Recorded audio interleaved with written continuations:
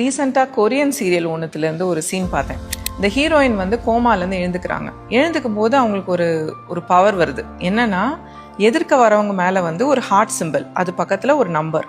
அவங்களுக்கு எவ்வளவு இவங்க மேலே கேர் காமிக்கிறாங்கங்கிற குறிப்பிடுறது அந்த நம்பர். ஸோ முன்னாடியே பாய் ஃப்ரெண்ட் உட்காந்துட்டு இருக்காரு. பார்த்தா அந்த ஹார்ட் சிம்பிள் பக்கத்தில் 9ன்னு இருக்கு.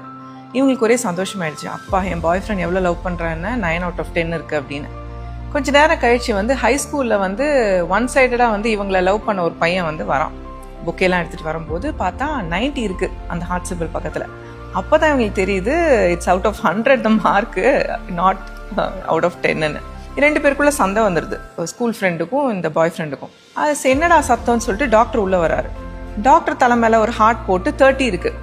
இவங்களுக்கு ரொம்ப டிசப்பாயிண்ட் ஆகிடுது. டாக்டர் கூட 30 இருக்குது, தன்னோட பாய் ஃப்ரெண்ட் வந்து வெறும் 9 தான் நம்பர் இருக்குது அப்படின்னு.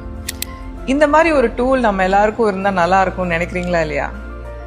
ஆக்சுவலி வந்து கடவுள் வந்து நமக்கு யார் நல்லது செய்கிறாங்க, யார் கெடுதல் செய்கிறாங்க, யார் நல்லவங்க யார் கெட்டவங்கன்னு கண்டுபிடிக்கிறதுக்கு ஒரு டூல் வச்சுருக்காரு. அந்த டூல் பேர் தான் கஷ்டகாலம். நம்ம கஷ்டகாலம் வரும்போது தான் நம்மளுக்கு யார் இருக்கா, நம்மளுக்கு எதிராக யார் இருக்கான்னு நம்மளுக்கு ஈஸியாக தெரியும். நிறைய பேரோட முகத்திரை வந்து அப்போ தான் வந்து கிழியும். கஷ்டகாலம் நம்ம எவ்வளோதான் திட்டினாலுமே அதை தாண்டி வந்ததுக்கு அப்புறம் தான் நம்மளோட ஆட்கள் யார், நமக்குன்னு யார் இருக்கா, நம்ம யாரோட ஆக்சுவலி டைம் நிறைய ஸ்பெண்ட் பண்ணணும், ப்ரையாரிட்டைஸ் பண்ணணுங்கிறது நமக்கு தெரிய வரும்.